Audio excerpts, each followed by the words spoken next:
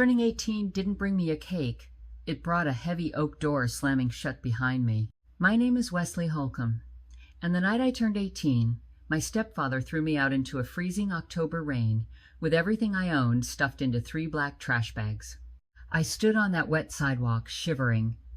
I looked up at the second-story window of the only home I had ever known. The curtain twitched. My mother was standing there, watching. For one foolish second, I thought she would come down. I thought she would push past him. I thought she would choose me. The curtain fell back into place. I had $34 in my pocket. No car, no phone, just 3 garbage bags and the rain soaking through my coat.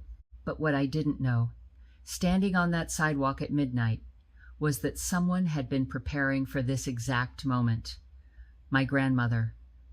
The only person who ever truly loved me. She had been gone for 6 months. And from beyond the grave, she had left me something hidden in her dusty old antique shop. A trap door, a locked steel vault, and the truth about how my real father actually died. This is the story of how a thrown-away boy walked into a forgotten shop and walked out holding the one thing powerful enough to bring an entire empire crashing down. Stay with me. You won't believe what was waiting in that basement. The rain didn't fall that night. It punished.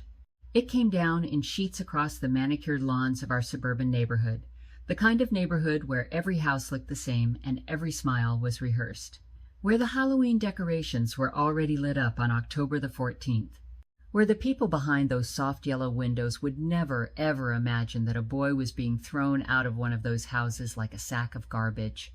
But that was exactly what was happening. Marcus Thorne stood in the doorway, 6'2", Italian suit. A glass of bourbon still in his hand, even at midnight. He didn't shout.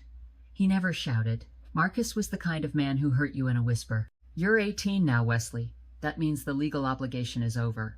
That's what he said. Like I was a phone contract. Like I was an expired warranty. "Marcus, please." That was my mother, Lorraine. Standing behind him in her silk robe, her face pale, her hands twisting around themselves like 2 small animals trying to escape. "Lorraine, we discussed this." That was all I needed to say. 4 words. And she stopped. She stopped. "I want you to understand what that means." My mother. The woman who carried me. The woman who watched my father die when I was 2 years old. She stopped fighting for me because a man in an Italian suit said 4 words to her. I don't think I will ever forgive her for that silence. Marcus turned back to me. His eyes were the color of cold coffee. There was nothing in them. Not anger, not satisfaction, just calculation. The same look he gave to a commercial property he was about to demolish. "You can take 3 bags. That's it. You have 20 minutes. So I took 3 bags. I took the patchwork quilt my grandmother made me when I was 7. I took a shoebox of photographs. I took my father's old leather watch, the one with the cracked face that didn't work anymore. I took some clothes, a toothbrush, a handful of paperback books. That was my life. 18 years, 3 bags. I walked down the staircase one last time, and I looked at the hallway photos. There I was at 5, missing my front teeth. There I was at 10, holding a fishing rod next to a man whose face I barely remembered. There I was at 14, standing alone in front of a Christmas tree because Marcus didn't believe in family photos that included me. The photos were all in expensive silver frames. None of them were of me alone with my mother. I closed the front door behind me. The rain hit my face like a slap. I walked because there was nothing else to do. The wet pavement turned to highway shoulder. The streetlights got farther apart. My shoes filled with cold water. The plastic handles cut into my fingers until they bled. 2 miles. 3. I don't know. The cars that passed me threw rooster tails of black water onto my legs. One of them slowed down. I felt my heart leap. Someone seeing me. Someone stopping. But the driver just rolled down his window to throw out a fast food bag. He didn't even look at me. He just looked past me. The way you look past a stray dog on the side of the highway, that's when I really understood what had happened. I was invisible now, 18 years old, and I had been deleted from the world. I kept walking, and then I saw it. A flickering pink neon sign through the rain. Harriet's Diner, open 24 hours. The bell above the door jingled when I walked in. Stale coffee, fried onions, the hum of a freezer that was older than I was. A waitress with tired eyes and a paper hat looked up from her crossword puzzle. She looked at me, the drowned boy. She didn't ask any questions. She just pointed at a booth in the back and said, "Coffee, hon? It's on the house." That single sentence, from a woman whose name I didn't even know, was the first kindness I had received in years. I sat down in that cracked red vinyl booth. I shoved my belongings underneath the table, and I cried, quietly, with my face pressed into my hands so the truckers at the counter wouldn't see. I cried for the mother I had lost behind a curtain. I cried for the father I barely remembered. I cried for the 17 birthdays Marcus had used as opportunities to remind me that I was the unwanted leftover from another man's life. I cried until I was empty. And then I just sat there, watching the rain streak down the window, wondering if there was a single person on this earth who would notice if I just walked back out into that rain and kept walking until the highway became a river and the river became nothing at all. That's where I was. 6 a.m, October. 18 years old, empty. That's when the bell over the door jingled again. A tall man walked in. He had to be in his late 60s. White hair combed back, a long charcoal coat, a leather briefcase that looked like it had outlived 2 presidents. He took off his fedora. He scanned the diner. Tired truckers. Night shift nurses. A teenage boy with red eyes in the back corner. He walked straight to me. I tensed. "Wesley Holcomb?" My stomach dropped. "Who's asking?" "My name is Theodore Ashby. I'm an attorney." He set a business card on the sticky Formica table. "I've been looking for you for nearly 3 weeks. Your stepfather made it surprisingly difficult." I pulled my coat tighter. "If Marcus sent you, you can tell him I'm not signing anything. I don't want his money. I don't want a thing. Just leave me alone." Theodore Ashby's face did something strange then. Something I didn't expect. It softened. "Mr. Holcomb, I don't work for Marcus Thorne. I would never work for Marcus Thorne." He paused. "I worked for your grandmother." The world stopped. The rain on the window stopped. The hum of the freezer stopped. The clatter of the waitress refilling salt shakers stopped. My grandmother. Imogen Whitaker. Yes, just hearing her name out loud cracked something inside me. Imogen. Grandma Imogen. The eccentric woman who ran a dusty antique shop 2 towns over. The woman who let me drink ginger ale out of a champagne flute on my birthday. The woman who told me, when I was 9 years old, "Wesley, darling, you are going to do something extraordinary one day. The world just hasn't caught up to you yet." She had died 6 months ago. A stroke, sudden and merciless. Marcus had forbidden me from going to her funeral. He said it would disrupt my studies. I cried in my closet for 3 days. "She passed away in April," I whispered. "She did. And I have spent the last 6 months searching for you because the terms of her will were very, very specific." He opened his briefcase. He pulled out a thick manila envelope. He slid it across the table. "Your grandmother left the entirety of her commercial property, including the building and all of its contents, to you alone, to be transferred on the exact date of your 18th birthday. He set a heavy brass keyring on top of the envelope. I stared at it. I couldn't move. "The property is located at 402 Elm Street in Oak Haven. The shop is called Whitaker Curiosities. It has been closed since her passing. The title is free and clear of any mortgage. It is yours, Wesley, free and clear." I picked up the keys. They were heavy, cold, real. For the first time since the rain started falling, I felt something other than emptiness. "And one more thing," Theodore said. He reached into his coat. He pulled out a small sealed envelope. "My name was written on the front in looping, cursive I knew so well it broke me. She asked me to give you this. And she asked me to make sure you were alone when you read it."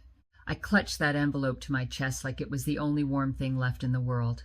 Because it was. "Mr. Ashby," I whispered, "why did it take you 3 weeks to find me?" He hesitated. He looked down at his hands. They were spotted with age, liver spots and ink stains. the hands of a man who had spent his life inside legal documents. Your stepfather, Mr. Holcomb, hired 3 separate law firms to obstruct the execution of your grandmother's will. He has been fighting this transfer for 6 months. He filed motions claiming you were mentally unfit. Then he claimed I had falsified documents. Then he claimed that you did not exist. I stared at him. That I did not exist. He had your name removed from 2 of the documents your grandmother had filed. Your school records were sealed. Your social security number was flagged for fraud investigation. I have spent 6 months untangling that man's web. And let me be very, very clear with you, son. Theodore Ashby leaned forward. His eyes were sharp now, sharp as broken glass. Your stepfather has wanted this inheritance to fail since before your grandmother was buried. He has known what was inside that shop for a very, very long time. I looked at the manila envelope. I looked at the keys. And for the first time, I started to wonder, what was in that shop? What had my grandmother been guarding all these years? What had Marcus been so afraid of? The bus to Oak Haven took 45 minutes. The rain finally slowed into a dismal gray drizzle by the time I stepped off onto Elm Street, dragging my belongings behind me. Oak Haven was older than my hometown. The buildings were brick. The sidewalks were buckled by the roots of enormous oak trees. There was a bakery on the corner with steamed-up windows, a vacant storefront 2 doors down, and right between them, wedged like a forgotten tooth, was the shop, 402 Elm Street. Whitaker Curiosities. The gold leaf letters on the front window were faded. The glass was so dusty I couldn't see inside. The wooden awning above the door sagged dangerously to one side. It looked like a building that the world had simply stopped looking at. But I had stopped at this window before. I was 9 years old. My grandmother had stood right where I was standing. She had pointed up at the awning and said, "Wesley, darling, do you see how this building looks tired? That is the way old things look when they have a great big secret. They make themselves small and quiet so that nobody comes looking." I had laughed at her then. I was not laughing now. My hand was shaking when I put the brass key into the deadbolt. It took some wiggling. The lock fought me, and then it gave with a heavy, satisfying click. The hinges screamed when I pushed the door open. A bell tinkled somewhere overhead, and I stepped into a world that smelled exactly the way I remembered. Beeswax, old paper, lemon oil, cedar, grandma emotion. I closed the door behind me, and I just stood there for a moment, breathing her in. The shop was a labyrinth. Grandfather clocks stood like silent watchmen in the corners, frozen at different times of day. Glass cases were crammed with pocket watches and tarnished silver and porcelain dolls with unblinking eyes. Stacks of leather-bound books rose like miniature towers. Victorian fainting couches and Art Deco vanities and rustic farmhouse tables were piled together in beautiful, chaotic disorder. It was overwhelming. It was home. There was a small framed photograph on the counter. My grandmother, maybe 40 years old in the picture. She was holding a baby, a tiny baby in a yellow blanket. The baby was me. I had never seen this photograph before. I had never even known it existed. She was looking down at me in that picture with so much love, it almost knocked me off my feet. The kind of look a woman gives a grandchild she has waited her whole life to meet. I picked up the photograph. I held it against my chest. I sat down on a faded velvet sofa. For the first time in 18 years, I slept somewhere that felt like mine. I woke up hours later. The light through the dusty front window had turned the color of weak tea. My stomach was screaming. My breath was visible in the cold air. I sat up slowly. I rubbed my face. I needed a plan. Electricity, water, heat, food. I had $34. I had a building full of antiques. I figured I could sell a few pieces. Pay the bills. Survive. I stood up and walked toward the counter to look for a flashlight or a ledger. And that's when I saw it. A mountain of mail, shoved through the brass slot in the front door, piled 6 months high. I picked up the top envelope. Junk mail. I picked up the next. Junk. And then I saw the official seal of Oak Haven County. My stomach tightened. I tore it open. Final notice. Property taxes, past due. I ripped open the next envelope, and the next, and the next. The picture they painted made my knees buckle. My grandmother had not paid the commercial property taxes for the last 3 years of her life. The total owed, with penalties and interest and late fees, was $14,850. The final letter, stamped in red ink across the top, said that if the debt was not paid in full by November the 15th, the county would seize the property and put it up for public auction. 30 days. I dropped the papers onto the floor. My sanctuary was a trap. I had 30 days. And underneath the tax notices, something else fell out. A handwritten note, small, folded twice, in my grandmother's familiar cursive. Wesley, the taxes are a problem. I am sorry, my love. I could not pay them at the end. I could not even open the envelopes anymore. The strokes were taking my words, and the pain was taking my strength. But the taxes are not the end of the story. They are the beginning of it. Look closer. Look harder. Look down. Grandma. I read it 3 times. Look down. Look down where? I looked at the floor of the shop, at the wide oak floorboards. They were dusty, uneven, but they looked like floorboards. I had no idea what she meant. Not yet. And then, like the universe had been waiting for the exact moment, my heart shattered to twist the knife. Bang, bang, bang. Someone was pounding on the front door. I froze. Bang, bang, bang. Wesley, I know you're in there. Open this door. My blood turned to ice water. I knew that voice. I crept toward the front window. I peered through a small gap in the dust, and there, parked illegally on the curb, was a sleek black Mercedes. Marcus Thorne. How did he find me here? 6 hours after I'd arrived. How did he know about the inheritance? How did he know about Oakhaven? How? And then I remembered. He was a commercial developer in this region. He had friends in every county office. He probably had a flag on the property deed the moment it transferred to my name. He had been watching. He had always been watching. Bang, bang, bang. Wesley, don't make me break this door down. We need to talk. I unlocked it. Just a crack. What do you want? He pushed against the door. He didn't even pretend to ask. He just shoved his way in, his shoulders too big for the door frame, his Italian shoes leaving wet prints across my grandmother's hardwood floors. He looked around the shop. He wrinkled his nose. Christ. It smells like death in here. Get out. Wesley, sit down. Let's be reasonable. I said get out. He didn't. He pulled out a sleek leather checkbook from his breast pocket. He smiled. That smile that never reached his eyes. I'm going to be generous. Because I am a generous man.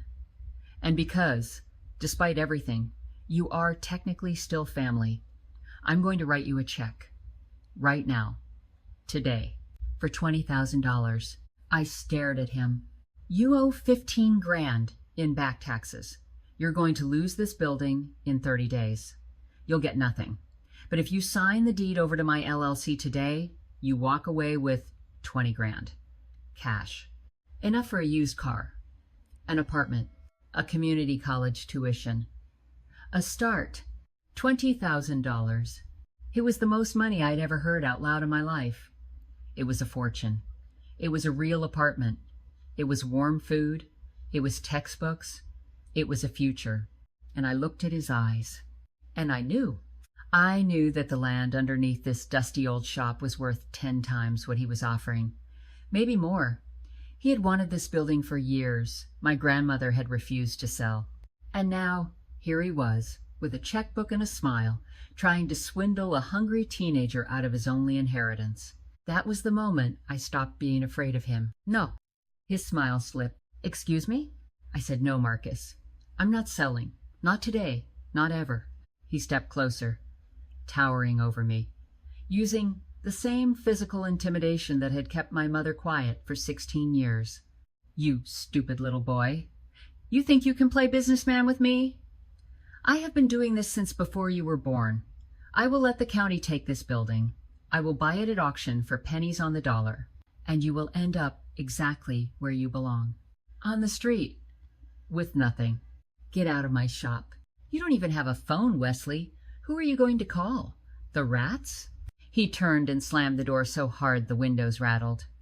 I heard him stop on the sidewalk. I heard him pull out his cell phone. I heard him say, "She refused." We moved to phase 2.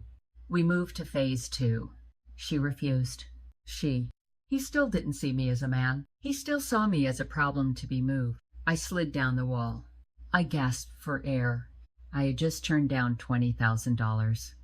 Out of pride, out of intuition, out of love for a dead grandmother whose voice was still echoing somewhere in the rafters of this old building, I was completely, utterly, perfectly screwed. I sat there for a long time. The light through the window turned amber, then gold, then gray, and finally, I remembered the envelope, the one Theodore had given me, the one with my name written in her looping cursive. I pulled it out of my pocket with trembling fingers. I broke the wax seal. I unfolded the paper. My darling Wesley, if you are reading this, then I am gone, and the wolves are circling. Marcus will try to take the shop. He will offer you money. He will try to scare you. He may even try to be kind, which will be the most dangerous lie of all. Do not sell. Do not sign anything. Do not trust him with so much as a handshake. He knows what the building sits on, but he does not know what is underneath it. I spent my whole life collecting the past, my love, but the basement was always meant for your future. Move the oak wardrobe in the back corner of the shop, the one with the carved roses. Beneath it you will find what you need. The code to the steel door is your birthday. Happy 18th, my brave boy. Give them hell. And then, when it is all over, choose kindness. I love you more than the stars. Grandma, I read it 3 times. The 4th time, I was already on my feet. I made my way to the back corner of the shop. There it was, a massive oak wardrobe, 6 feet tall, carved with roses on the doors, easily 500 pounds. It had probably not been moved in 20 years. I planted my boots. I gripped the side of it. I pulled. It didn't budge. I pulled harder. It groaned. Just an inch. I leaned my entire body weight against it, and I shoved with everything I had. Every ounce of rage, every ounce of grief, every ounce of betrayal from my mother, every ounce of poison from Marcus, every ounce of shattered birthday I had ever known. The wardrobe scraped across the floorboards, and underneath it, where the wood was darker, where the dust was thicker, there were planks that didn't match the rest, cut into a perfect square, with a rusted iron ring pull set flush into the wood. A trap door. My hands started shaking again, but this time, not from cold. I knelt down. I wiped away decades of dust with my sleeve. I gripped the iron ring with both hands, and I pulled. The hinges fought me at first. The rust resisted. But finally, with a low groan, the heavy door lifted. A narrow wooden staircase descended into pitch-black darkness. The air that came up out of it was not stale. It was not damp. It was cool, dry, clean. It smelled faintly of cedar and metal and something sharp and sterile. I stared down into the dark. And somewhere behind me, in the empty shop, I could have sworn I heard my grandmother whisper my name. I went back to the counter. I tore through the drawers until my fingers brushed something heavy and cold. A vintage police-issue maglite, the kind that could double as a club.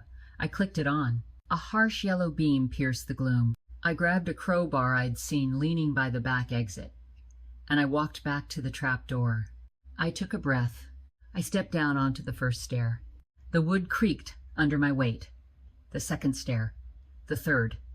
The air grew colder with every step. The shop above me disappeared into darkness. And somewhere around the 15th step, my flashlight beam hit a wall. But it wasn't a wall. It was a door. A modern, brushed, steel security door. The kind you would expect to see in a bank.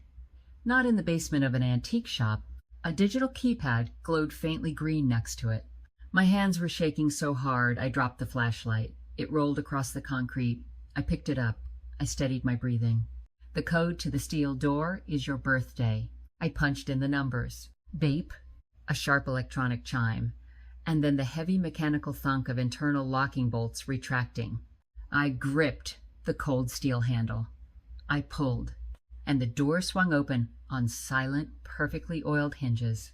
I stepped inside. I fumbled along the wall. I found a switch. I flicked it up.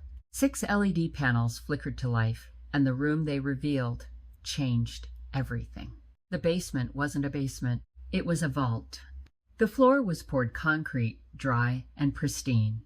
The walls were lined with heavy steel shelving units, organized with the precision of a military armory. Dozens of matching fireproof lockboxes sat in neat rows, each one labeled with a small brass plate and a number. The air was climate-controlled. The lighting was bright and even. It looked nothing like the chaos upstairs. And in the center of the room, beneath a single hanging brass lamp, sat a massive, polished mahogany desk. I walked toward it like a sleepwalker. There was a ledger on the desk, leather-bound, thick as a Bible. Next to it lay a ring of small silver keys, each one numbered. I opened the ledger. It was not a record of antique sales. It was an inventory. Page after page of my grandmother's meticulous handwriting, listing every single object in this room, with provenance, with certifications, with appraisals. I started reading aloud, just to make sure I wasn't dreaming. Shelf 2, Box 4, 321889, Carson City Morgan, silver dollars. Mint state 64. Encapsulated and authenticated by the professional coin grading service. I picked up the ring of keys. I walked to shelf 2. I found box 4. I fitted the key. I lifted the lid. And there they were, resting on dark blue velvet, rows of pristine silver coins, each one sealed in a clear plastic slab bearing a holographic seal. I'd taken a single semester of economics in high school. I knew enough to know that Carson City mint marks were rare. I knew enough to know that mint state grades meant something. I closed the box gently, like it was made of glass, and I went back to the ledger. Shelf 3, Box 1. Original draft letter, Thomas Jefferson to James Madison, dated 1799, appraised by Heritage Auctions in 2018. Shelf 4, Box 7, 18 ounces of placer gold, sourced from the Klondike Gold Rush of 1898. Shelf 6, Box 3, antique diamond and sapphire brooch, Edwardian, circa 1908. Shelf 7, Box 1. Sealed letter for Wesley. I stopped. I read that line again. Sealed letter for Wesley. I walked to shelf 7. I found box 1. I fitted the key. Inside was a single cream-colored envelope. My name across the front, in her familiar cursive. I sat down in the leather chair behind the desk. I had to. My legs wouldn't hold me up anymore. My grandmother, my eccentric, twinkling, ginger ale in a champagne flute grandmother, had not been hoarding old furniture. She had been hoarding wealth. Liquid, tangible, museum-grade wealth. The kind of wealth that did not just save my life. It changed it. But I wasn't done yet. Because as I sat there, stunned, my flashlight beam caught the edge of something else. A smaller lockbox, tucked beneath the mahogany desk, half hidden by the frame. It didn't have a number plate. It had a piece of masking tape across the top, and one word, written in thick black marker, Marcus. My blood went still in my veins. I knelt down. I found the corresponding key. I unlocked it. I lifted the lid. There was no gold inside this box. There was no silver. There were folders. Manila folders packed in tight, color-coded by year. Bank statements. Photocopied wire transfers. Notarized affidavits. Court documents. Old newspaper clippings. A black and white photograph of a young man I had only ever seen in a single faded picture on my grandmother's mantelpiece. Edmund Holcomb, my father. He died of a heart attack when I was 2 years old. That was the story I had been told my entire life. My father, the young entrepreneur, who worked himself too hard, who let the stress destroy him, who left a young widow and an infant son behind. And Marcus Thorne, his old college friend, who stepped in to support that grieving widow, who married her, who gave us all a beautiful house and a beautiful life, and only asked in return that we stop talking about Edmund. I sat on the cold concrete floor, and for the next 2 hours, I read. I read every page in that box, and the truth of my entire existence came apart. Marcus Thorne had not been my father's college friend. He had been my father's silent business partner. They had co-founded a small commercial contracting firm together when my father was 26 years old. And from the very beginning, Marcus had been bleeding the company dry. He had funneled hundreds of thousands of dollars into offshore shell companies. He had forged my father's signature on ruinous loans. He had falsified contracts. He had built the foundation of his entire real estate empire on stolen money. And then, when my father started to figure it out, when my father, 28 years old, started asking questions about the accounts, when my father, with a 1-year-old son at home, threatened to go to the federal authorities, that was when the stress started.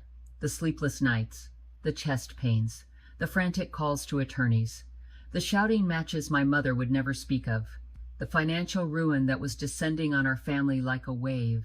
And 6 weeks later, my father collapsed at his desk and died of a massive heart attack. He was 32 years old, and Marcus Thorne, the man who had driven him to it, who had stolen from him, who had broken him, Marcus stepped into our lives wearing a black suit and a mournful expression.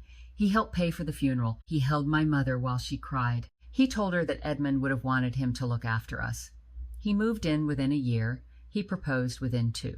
And he had been counting down the days until my 18th birthday ever since, because he knew about the shop. He knew my grandmother despised him.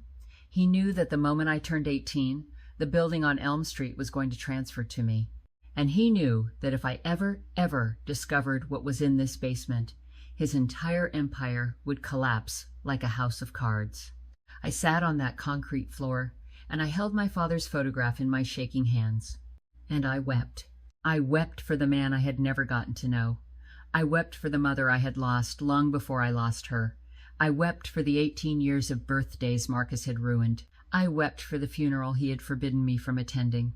I wept for my grandmother, who had spent the last decade of her life quietly assembling this box, hiring private investigators, gathering evidence, building a case from beyond the grave because she knew that her cowardly daughter would never do it. And then I stopped weeping, and I got very, very still. There is a kind of rage that doesn't burn. It freezes. It crystallizes inside you.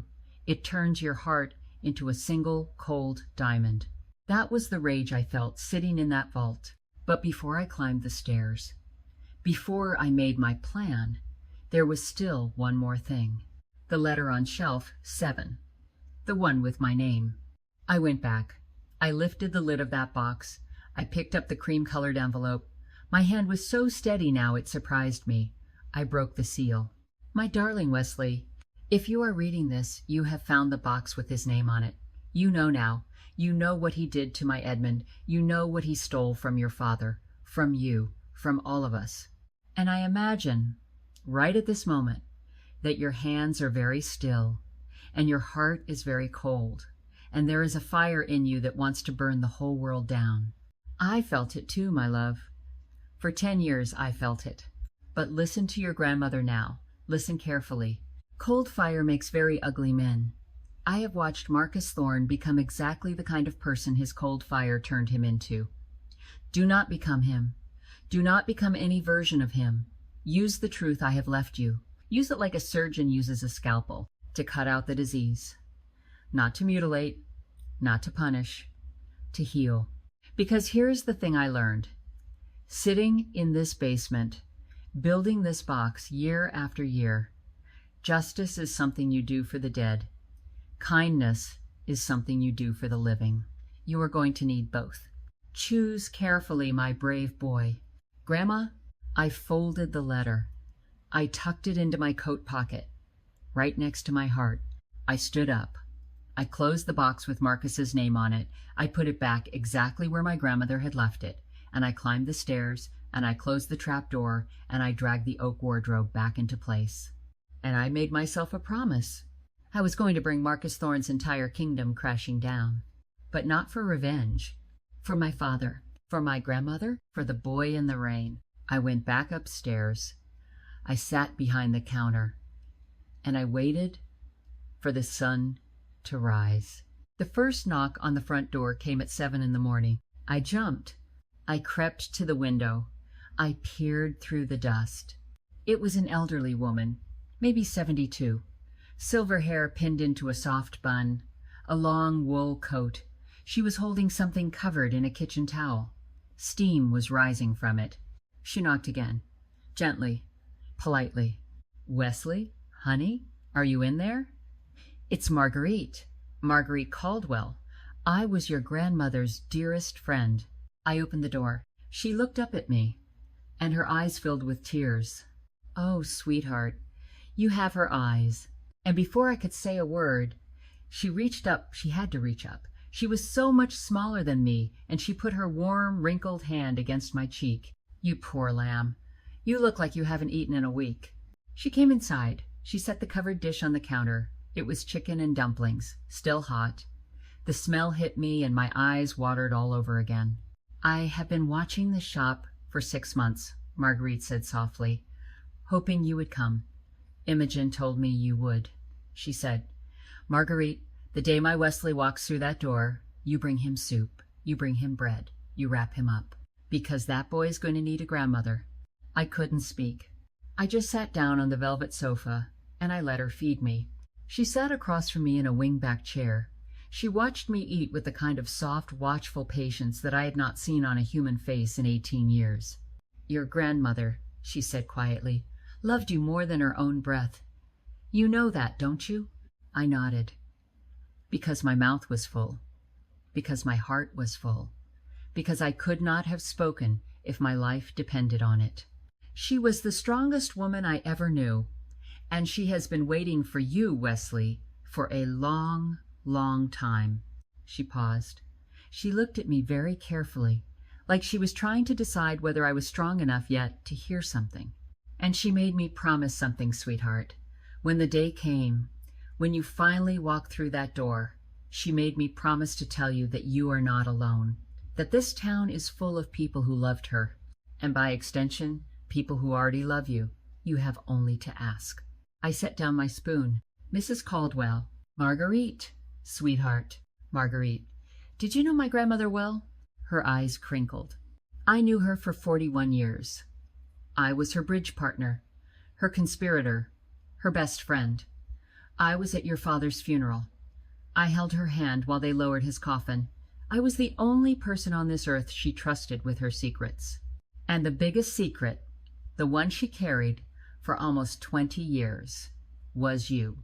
She reached across the sofa and patted my knee. "You have been her North Star, Wesley. You just didn't know it." The bell over the door jingled again at 8 o'clock. A man stepped inside. Tall, lean, a black wool coat, a clerical collar. "Mrs. Caldwell," he said with a soft smile. "Pastor Kettering." She rose. "This is Imogen's grandson. This is our Wesley." Pastor Jonah Kettering walked over and offered me his hand. He was somewhere in his 50s. His eyes were kind, but there was steel behind them.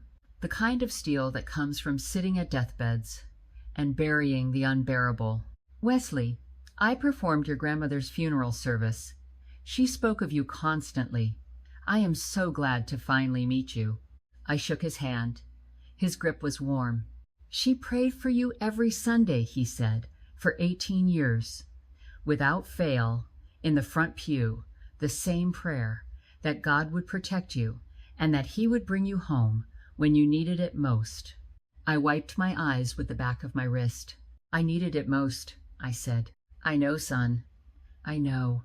The three of us sat in that shop, surrounded by clocks and dust and 100,000 pieces of someone else's history, and I told them everything. Not about the basement. That secret was still mine to keep, for now. But everything else, the rain, the diner, Theodore Ashby, the unpaid taxes, the 30-day deadline, and Marcus. I told them about Marcus. When I finished, Pastor Kettering was quiet for a long time. He looked down at his hands. "Wesley," he said finally, "I want to tell you something that your grandmother used to say. She used to say that justice and revenge look like cousins, but they are not even from the same family." I looked up at him. "Justice," he said, "is the truth coming into the light. Revenge is what you do when the truth isn't enough. Your grandmother believed in justice. She did not believe in revenge. And whatever you choose to do about Marcus Thorne, I hope you remember the difference." Marguerite reached across the sofa and squeezed my hand. "You are not alone, sweetheart. Not anymore." The next morning I packed 4 of the encapsulated 1,889 Carson City Morgan silver dollars into a backpack. I took the first bus into the city. I found the most respected dealer in the region, Brennan Numismatics, a storefront with armed security and bulletproof glass. The owner, Silas Brennan, was a man in his late 60s. He wore a tweed vest. He had jeweler's loops hanging around his neck on 3 different chains. He looked up when I walked in. He looked back down at his work. He looked back up. "Son, are you lost?" I unzipped my backpack. I placed the 4 slabs gently onto his velvet mat. His pen stopped moving. He picked up the first coin. He turned it in his hands. He held it up to the light. He pulled a loop down over his eye. The seconds stretched.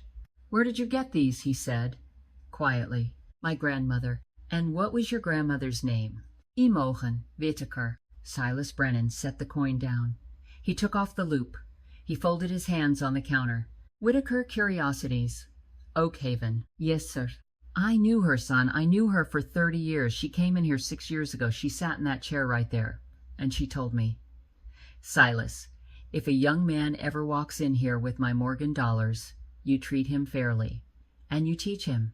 His eyes were wet. I felt mine fill up too. He bought all 4 coins, $22,000, drawn as a cashier's check before lunch. And then he sat me down with a cup of coffee and a tin of butter cookies, and for 3 hours that afternoon, Silas Brennan taught me about numismatics, about provenance, about what makes a coin sing, about the difference between greed and stewardship in the world of rare objects. He told me that every antique was a fingerprint of a human life, and that to deal in antiques was to be a custodian of memory. "They trusted you with their things," he told me. "Don't disappoint them." Before I left, he stood up. He walked around the counter. He hugged me, briefly, awkwardly, like a man who had not hugged anyone in a long time. "Your grandmother. She told me you were going to come into this work. She told me you had the eye for it, the patience. She told me, 'Silas, you teach my Wesley everything you know, because I am not going to be there.'" He stepped back. He cleared his throat. "So here I am, son, and I am going to teach you everything I know, if you'll let me." I rode the bus back to Oakhaven with a check for $22,000 in my coat pocket, and with something that felt suspiciously like a future starting to form in my mind. The next morning, I walked into the Oakhaven County Tax Assessor's office. The clerk behind the bulletproof glass looked up at the kid in the worn coat. She raised an eyebrow. I slid the check through the slot. "I'd like to pay the back taxes on 402 Elm Street, in full." Her eyebrow climbed higher. She processed the payment. She printed me a receipt, the official seal of the county stamped in red.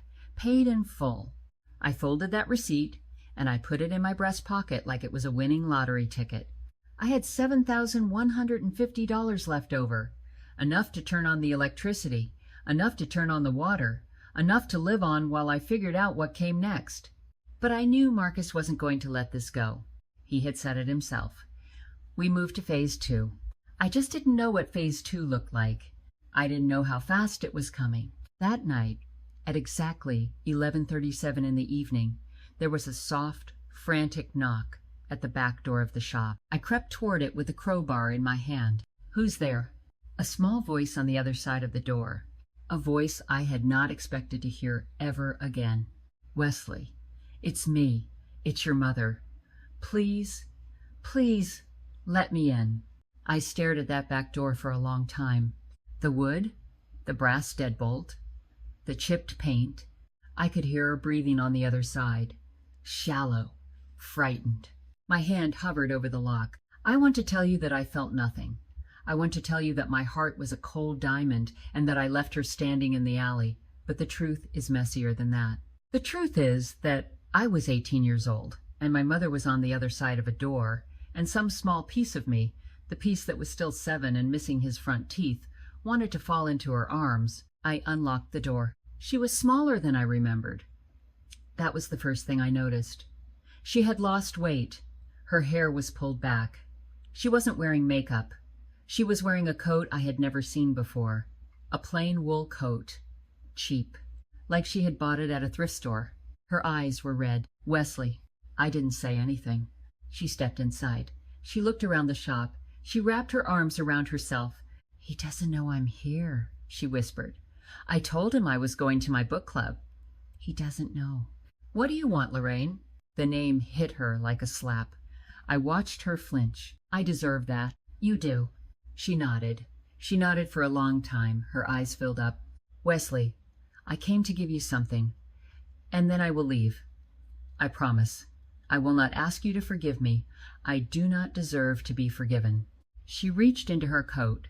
She pulled out a thick bundle wrapped in a silk scarf. She unwrapped it slowly, with trembling fingers. Letters. Dozens of letters, yellowed at the edges, some still in their envelopes, all addressed to her, all from Whitaker Curiosities, Oak Haven. "Your grandmother wrote to me, Wesley. Every month. For 18 years. She begged me to bring you to visit. She begged me to let her see you. She wrote me poetry. She wrote me prayers. She sent me photographs." She pressed the bundle into my hands. "Marcus opened the mail every day. He destroyed almost all of them. He burned them in the fireplace. I watched him do it. I never stopped him. I am so sorry. I am so sorry." She closed her eyes. "I saved what I could. I hid these in the lining of my coats, in the false bottom of a jewelry box, in a hat box in the attic. I have been hiding pieces of your grandmother from him for 18 years. Because I could not save you, but I could save her words." I held the letters in my hands. I could smell my grandmother's perfume. Faintly. Lily of the Valley. The scent rose up from those old envelopes like a ghost. My mother reached into her coat one more time. She pulled out a small jewelry box, black velvet, worn at the corners. She opened it. A simple gold ring, a small chip of a diamond, a wedding band. "This was your father's and mine," she whispered. "When Marcus and I got married, he made me put it in a safety deposit box. He said he didn't want a dead man's ring in his house. But I kept the spare key. I went and got it last week. I needed you to have it, because it is the only thing left of Edmund, the only real thing, and it belongs to you." She set the ring in my palm. She closed my fingers around it. She did not try to hug me. She did not try to ask for anything. She just looked at me, with her tired eyes, with her gray-streaked hair, with the face of a woman who had spent 18 years drowning slowly in a swimming pool of her own making. "You are so much like him, Wesley. You have his hands. You have his stubbornness. You have his sense of right and wrong." She drew a shaky breath. "You are going to be a better man than either of us deserves to have raised." Then she said one more thing, the thing I did not expect. "Wesley, Marcus is planning something. I don't know exactly what. He has been on the phone all day. He had a man come to the house this evening, an engineer. They went into the study together. They talked for an hour. Then Marcus gave him an envelope, a thick envelope. I do not know what is in it, but it is not good. Be careful, my son. Be very, very careful." And then she turned, and she walked out the back door, into the alley, into the dark. I stood there holding my father's wedding ring. I sat down on the floor, and I put my face in my hands. Then I put the ring on a leather cord, and I hung it around my neck, and I tucked it under my shirt so that my father would be close to my heart for whatever was coming next. I did not sleep that night. I sat in the front room of the shop. I watched the street. I waited. I read every one of the letters my mother had brought me, by the light of a kerosene lamp I had found in the back. My grandmother's voice filled the dusty old shop. Lines of poetry, reports of her health, wishes for my schooling, birthday wishes that had never reached me, photographs of her garden, photographs of the shop, photographs of an empty chair where, she wrote, she had imagined me sitting many times. By dawn, I had laid all 47 of those letters out on the floor of the shop in a long chronological line. 18 years of love, burned, hidden, mourned, saved. I sat down in the middle of them. I let myself feel the size of what had been stolen. And then I got up. I bundled the letters carefully. I put them in a wooden box on the counter. I put my father's ring under my shirt. I made a pot of black coffee on the small camp stove I had bought. And I waited for phase 2. 2 mornings later, at 6:45 in the morning, I heard it. I was upstairs brewing coffee in the small apartment above the shop that my grandmother had once used as a guest room. I heard a heavy engine outside, the rumble of something diesel, something big. I went to the window. I looked down at Elm Street, and my heart stopped. A bulldozer, a flatbed truck, a white county utility van, a police cruiser, and, parked smugly behind all of them, a sleek black Mercedes. A man in a hard hat and a high-visibility vest was already drilling a piece of plywood over my front display window. I flew down the stairs in my socks. I burst out the front door. "What are you doing? Stop! Stop!" Marcus turned. He smiled. That same dead-eyed smile. "Wesley, there you are. Get away from my shop." "It isn't your shop anymore, Wesley." He gestured at the man in the hard hat. The man avoided my eyes. "This is William Denton. He is the head structural engineer for Oak Haven County. He conducted an emergency exterior assessment of this property this morning. The foundation is critically compromised. The roof is at imminent risk of collapse.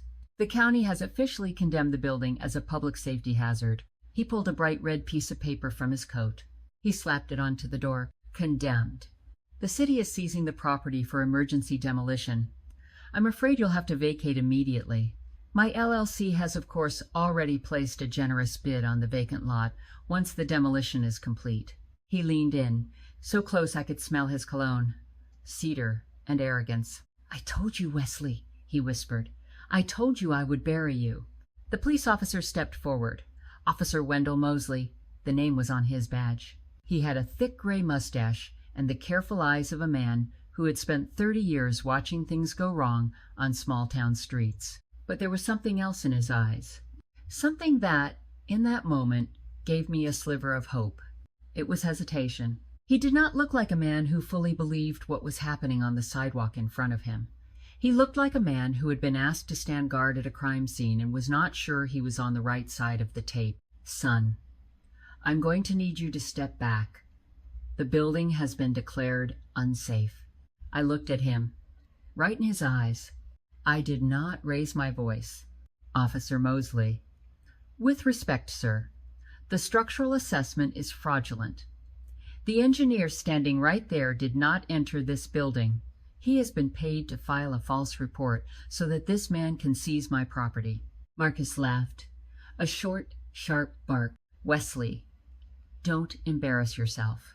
I reached into my coat pocket. I pulled out the receipt from the county tax assessor. I held it up to the police officer. "The property taxes are paid in full, as of 2 days ago. Mr. Thorne told you and told the engineer that I was a delinquent runaway who would lose this building. That is a lie. The lien on this property no longer exists." Officer Mosley took the receipt. He looked at it carefully. His thumb traced the official red stamp. His jaw tightened. Marcus's smile slipped, just for half a second. "Doesn't matter," he said quickly. "The structural condemnation is independent of the tax status. The building is coming down regardless." "Is that so?" I reached into my other coat pocket. I pulled out a thick manila folder. I held it up.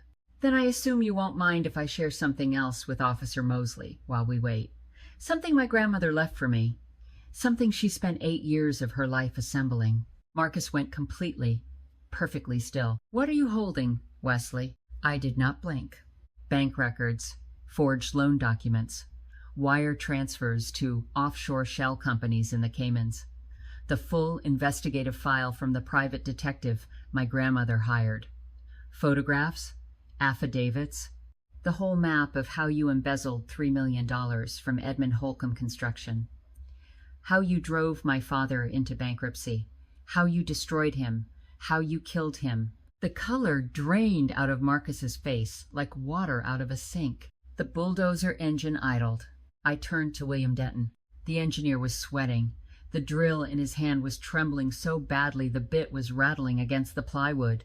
"Mr. Denton, I do not know exactly when Mr. Thorne paid you.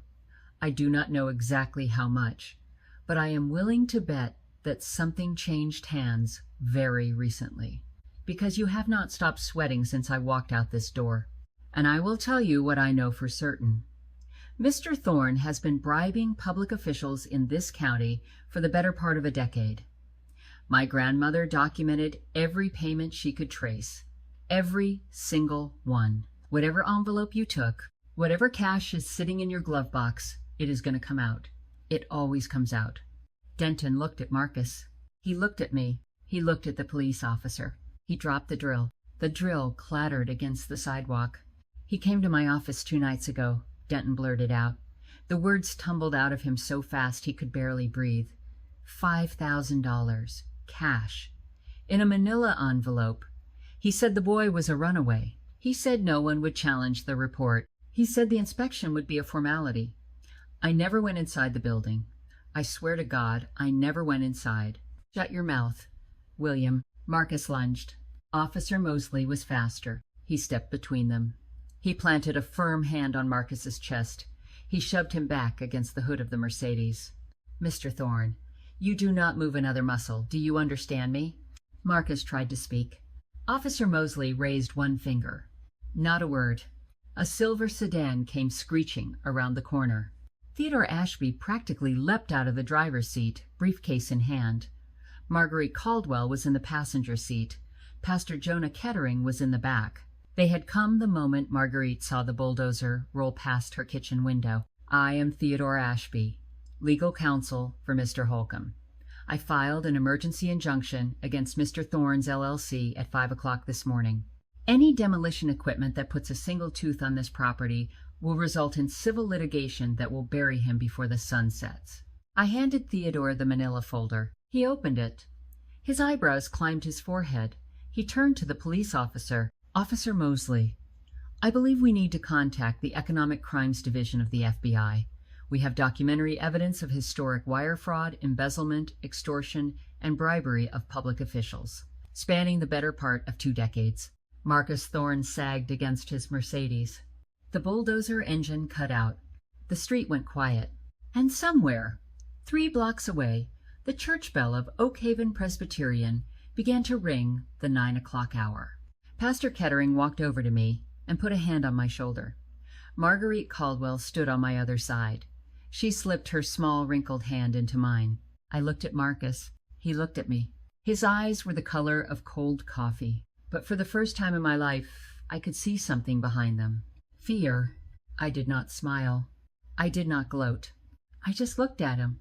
And I said the only thing my father would have wanted me to say. "It's over." The handcuffs went on right there on the sidewalk. Officer Mosley turned out to be the kind of cop my grandmother would have liked.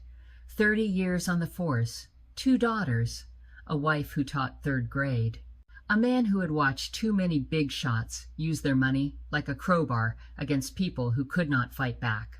When he heard William Denton's confession, his face did not change. But the way he tightened the cuffs around Marcus's wrists told me everything I needed to know. He had been waiting for this kind of arrest for 30 years. A black and white cruiser pulled up at the end of the block. Then another. Within 20 minutes, there were 6 county vehicles on Elm Street. The plywood came off my windows. The bulldozer engine was killed permanently. William Denton was put in the back of a second cruiser, his head in his hands, his shoulders shaking. A small crowd had gathered on the sidewalk. Townspeople, the owner of the bakery next door, the mailman, a woman with a baby in a stroller. They watched in silence, as Marcus Thorne was folded into the back of the cruiser. They watched as he ducked his head. They watched as the door slammed shut. Then someone in the crowd started to clap, slowly. Once, twice. Then someone else joined in. Then someone else. By the time the cruiser pulled away from the curb, half of Elm Street was applauding. I stood on the sidewalk in my socks. I had still not put on shoes. I was shaking. Not from cold. From everything else. Marguerite Caldwell was holding my hand. Pastor Kettering had his arm around my shoulders. Theodore Ashby was making phone calls a few steps away. Officer Mosley walked over. "So, yes, sir, your grandmother would be very proud of you." That was when I broke. Right there on the sidewalk, in front of my neighbors, in front of God, in front of a sky that was, for the first time in days, beginning to clear. I bent forward at the waist. I put my hands on my knees, and I sobbed. 18 years of held-back tears finally came out. Marguerite Caldwell did not say a word. She just stood next to me, with her small hand on my back. And she waited. That is what real grandmothers do. They wait. The next 3 months moved like a flood after the dam breaks. Theodore Ashby handed the manila folder directly to a federal prosecutor in the city the very next morning. Within 72 hours, the FBI was knocking on the doors of Marcus Thorne's offshore banks. Within a week, his assets were frozen. Within 2 weeks, the indictments came down. Wire fraud, bank fraud, tax evasion, bribery of public officials, extortion. The list was so long it took the prosecutor 23 minutes to read it aloud at the arraignment. His Ponzi scheme was even bigger than my grandmother had known. Hundreds of small investors, working people, retirees, widows. He had robbed all of them, using the money he had stolen from my father as the seed capital. Their lives had been built on the same lie mine had. The federal trial took 2.5 months. I sat in that courtroom every single day. I sat in the front row, Marguerite on one side of me, Pastor Kettering on the other. Theodore Ashby at the prosecutor's table. I watched Marcus Thorne diminish in front of my eyes. The suit got more rumpled. The hair got grayer. The skin got grayer. The man who had thrown me out into the rain in an Italian suit was, by the end of those 2.5 months, a small gray man in a county jumpsuit. The thing I remember most is the parade of victims who took the stand. Retired teachers who had lost their pensions. A widowed nurse who had lost her late husband's life insurance money. A young couple who had lost their entire down payment for their first home. An elderly Korean War veteran who had lost the money he was saving for his granddaughter's college fund. One by one, they walked up to that witness stand. One by one, they told their stories. One by one, they looked at Marcus Thorne, and they said exactly what he had done to them. By the end of the second week, Marcus had stopped meeting their eyes. By the end of the fourth week, he had stopped meeting anyone's eyes. When the time came for my testimony, I walked up to that witness stand, and I looked at the man who had thrown me out into the rain on my 18th birthday. He did not look at me. I told the jury about my father, about what Marcus had stolen from him, about the heart attack, about the 17 birthdays I had spent in a house that did not want me, about the trash bags, about the diner, and then I told them about my grandmother. I told them about a woman who had spent the last decade of her life quietly building a case against a man she knew was guilty, who had hired investigators, who had filed Freedom of Information requests, who had subpoenaed bank records through her attorney, who had assembled, page by page, year by year, a record of every crime Marcus Thorne had committed. I told them that she had done it not for revenge, not even for justice, but because she knew, somewhere deep in her bones, that one day her grandson was going to need it. I told them that she had been right. When I stepped down from the stand, the courtroom was silent. A juror in the back row was wiping her eyes. 5 months and 1 week after his arrest on the sidewalk in front of my shop, Marcus Thorne was sentenced to 25 years in a federal penitentiary. I sat in the back of that courtroom. Marguerite Caldwell on one side of me, Pastor Kettering on the other. I watched them lead him out in handcuffs. He did not look at me. I did not need him to. My mother lost everything. The house was seized by the bank, the cars, the country club membership, the fur coats, all of it. She was forced to file for personal bankruptcy. She moved into a small studio apartment on the outskirts of Oak Haven. She got a job stocking shelves at the local grocery store. She did not contact me. She did not ask for anything. She just disappeared into the quiet, hard work of her own punishment. I did not reach out either, not at first. Because grief is complicated, because forgiveness is not a switch you flip, because the boy who stood on that wet sidewalk in the rain was still inside me, and he was not ready. But one Sunday morning, about 3 months after Marcus was sentenced, I walked into Oak Haven Presbyterian to hear Pastor Kettering preach, and I saw a woman sitting alone in the back pew, gray streaks in her hair, a coat she had clearly bought at a thrift store.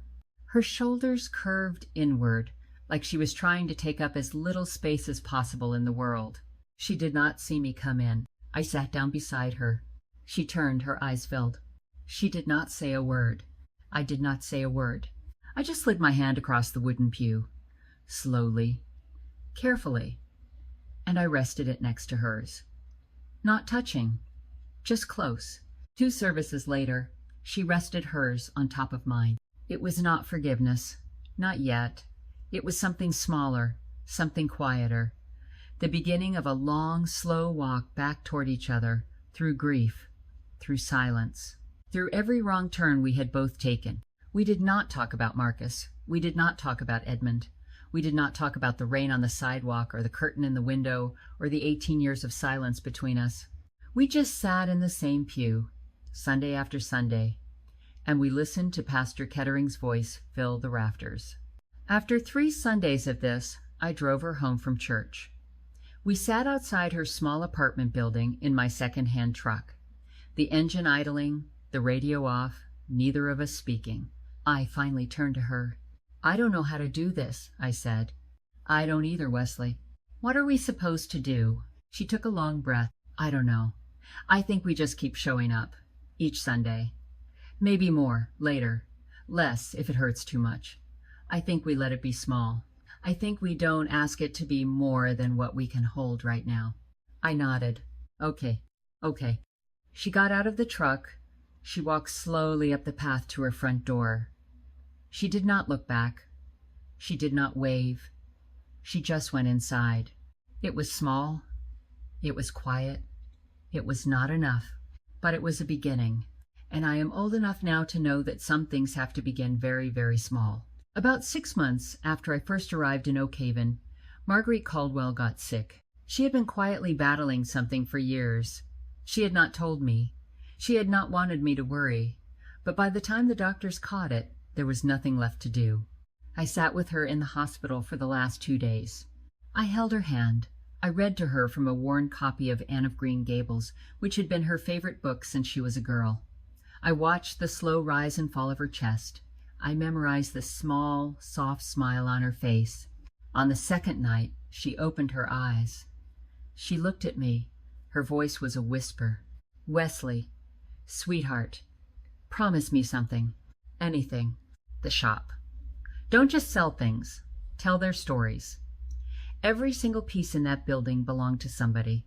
Somebody who loved, somebody who lost, somebody who carried it through their whole life. You are not a shopkeeper, my darling.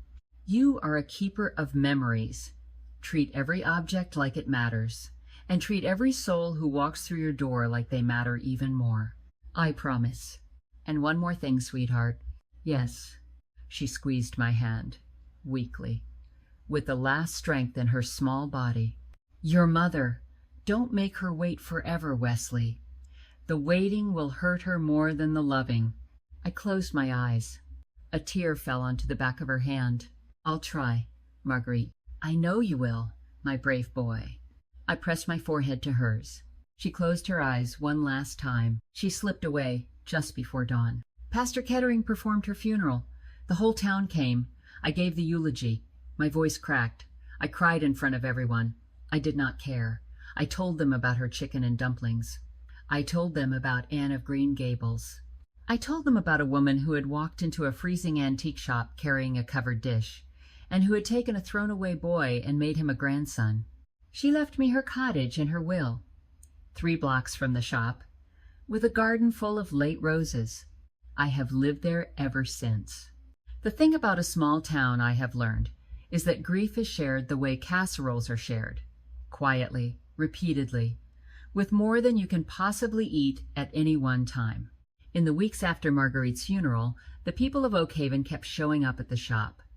They brought casseroles, they brought stories, they brought small old objects they wanted to talk about.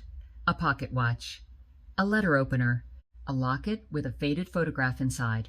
They came in and they sat down on the velvet sofa, and they told me about the husbands they had buried, the children they had outlived, the wars they had survived, the migrations they had made, the pieces of their lives they were now beginning to set down because their hands were getting tired. I listened. I wrote it all down. I started a leather-bound book. I called it the memory book. Every object that came into the shop got a page. Every story got recorded. Every life got honored. This was the work my grandmother had been preparing me for. I just hadn't known it yet. Silas Brennan came every other weekend. He sat at my counter and he taught me numismatics, provenance, the patient, slow art of being a steward of beautiful things. He had no children of his own.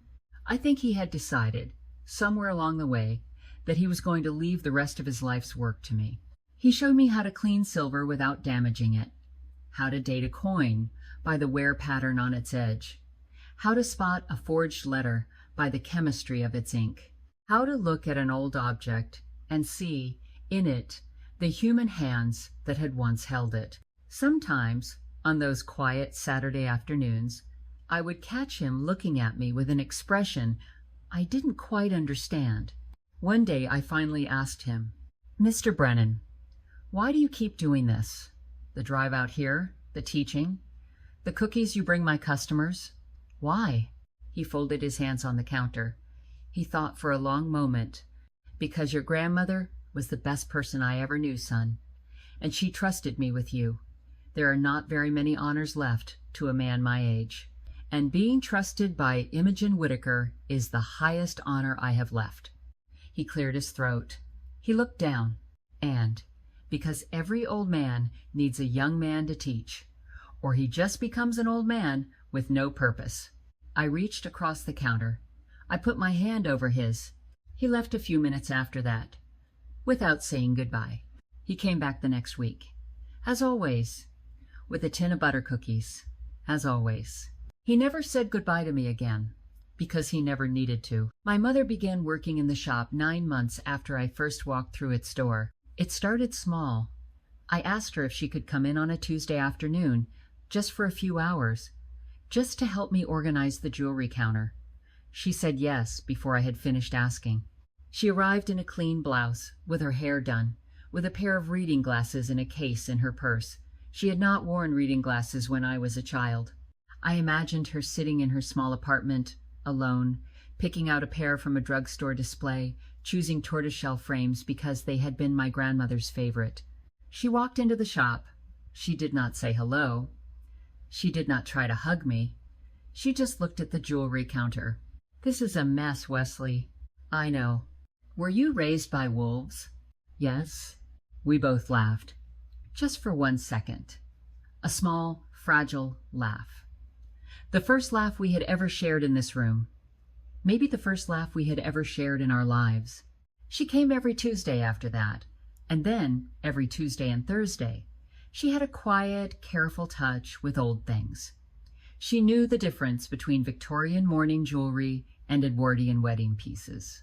She knew the difference between hand-cut and machine-cut gemstones. She knew the names of dozens of small artisans whose work had passed through my grandmother's shop over the years. I had not known any of this about her. I had not known that she knew anything at all. We ate lunch together on the days she worked, soup and bread from the bakery across the street. We did not talk about Marcus. We did not talk about Edmund. Those conversations were still too big, still too sharp, but we talked about other things, about the customers, about the weather, about the books she was reading from the public library, about the small herb garden she had started in a window box in her apartment. We were learning each other again, the way you learn a song you have not played in a long time, slowly, with wrong notes, with grace. One Thursday, 11 months into my time in Oak Haven, she handed me a wrapped package across the counter. I unwrapped it. It was a leather-bound photograph album.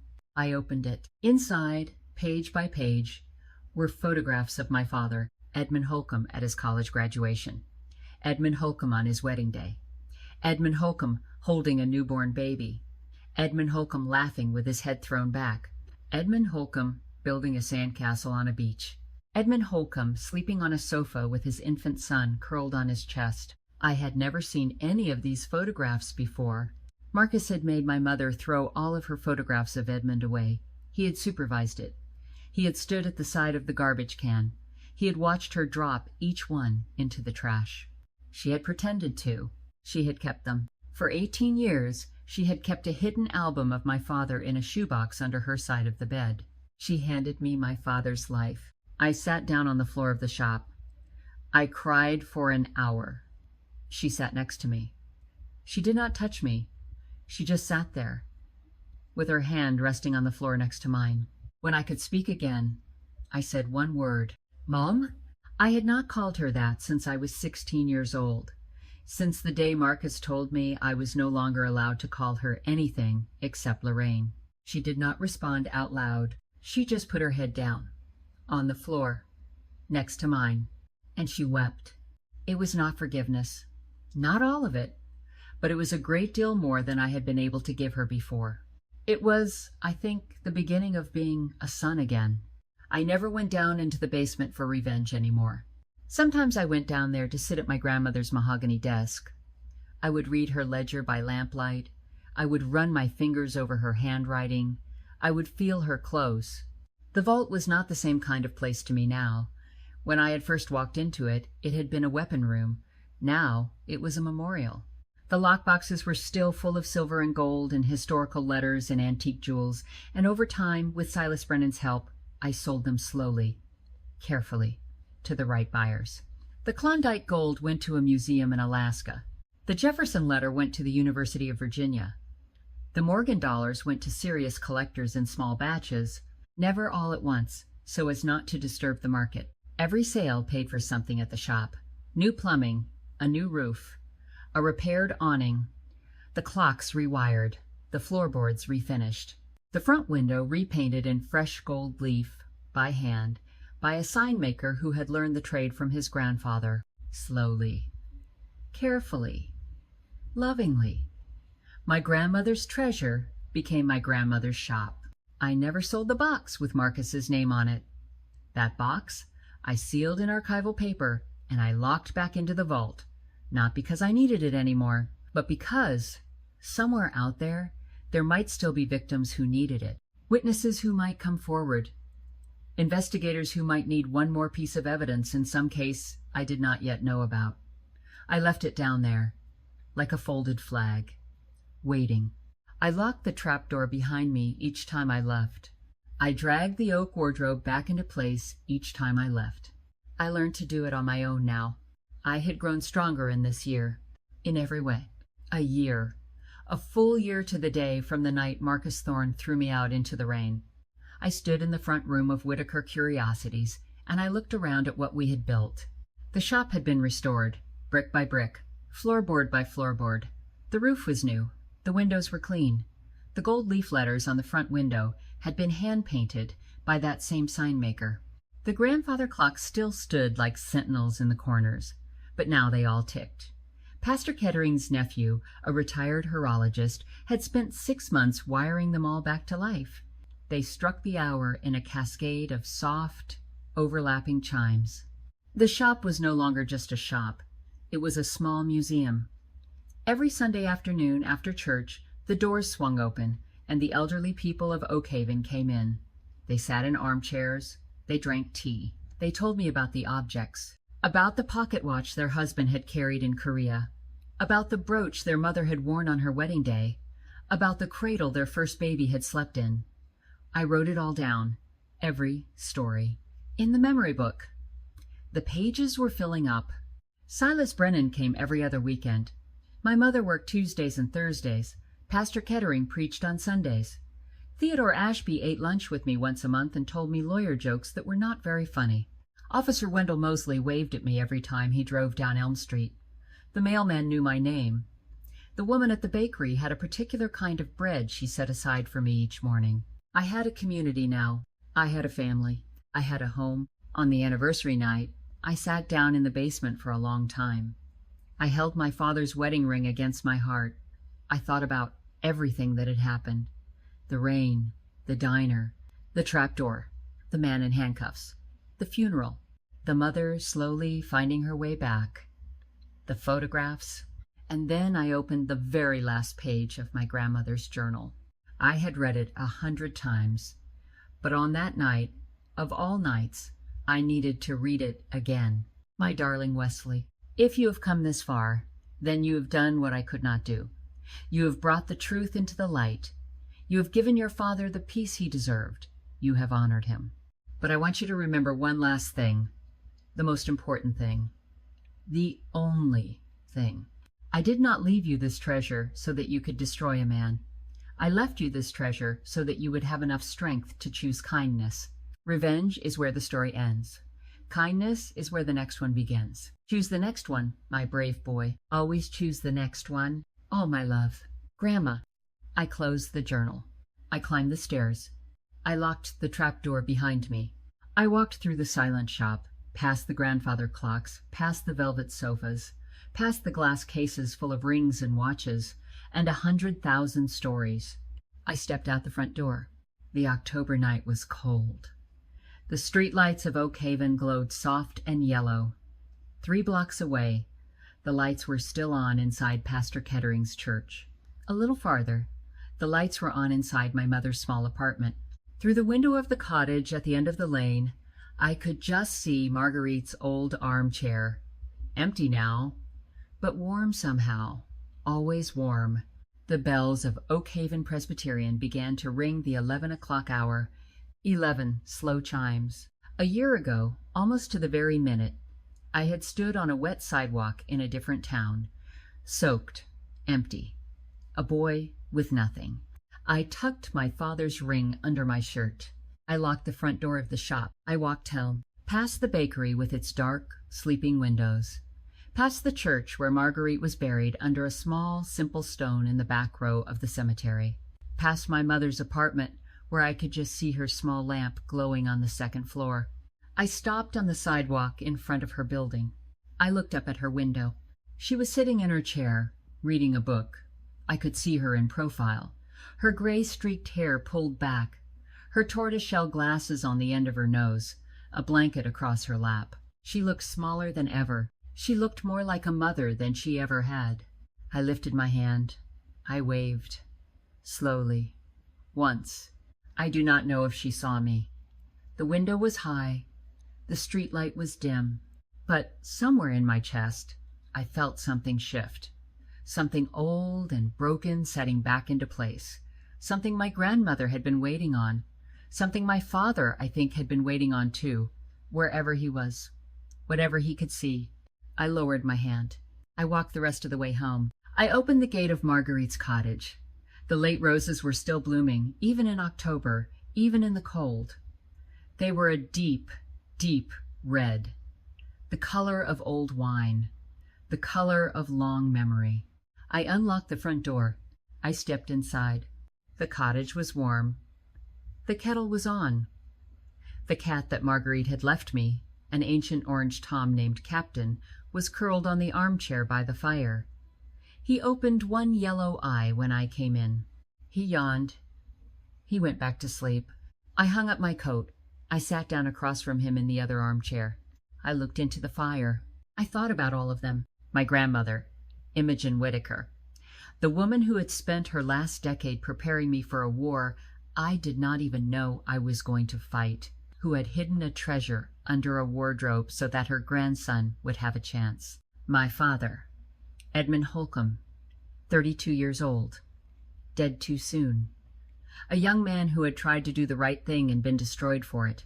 A young man whose name I now carried like a quiet, steady prayer. Marguerite Caldwell, the grandmother I had not known I needed, who had brought me chicken and dumplings on a freezing morning, who had taught me, by example, that kindness is the work of a lifetime.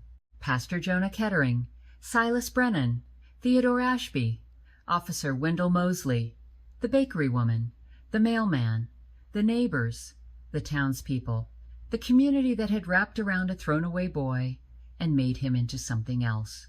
My mother, Lorraine, still learning, still trying, still walking back. And me, Wesley Holcomb, 18 years old, the boy in the rain, a boy no longer. I pulled my father's ring out from under my shirt. I held it in my palm.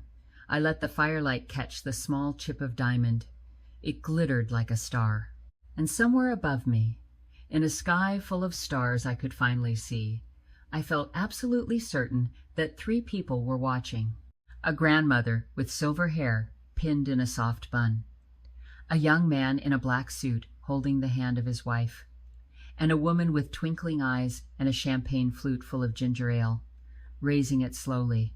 To me, to the boy who had walked into a forgotten shop and walked out a man. I lifted my father's ring to my lips. I kissed it. I tucked it back under my shirt. I stood up. I banked the fire. I lifted Captain into my arms. He purred. I carried him upstairs. I went to bed. I slept. And the rain that had once been my whole world had become, somehow, just a sound that the world makes sometimes. Outside my window, far away, a long, long way from me.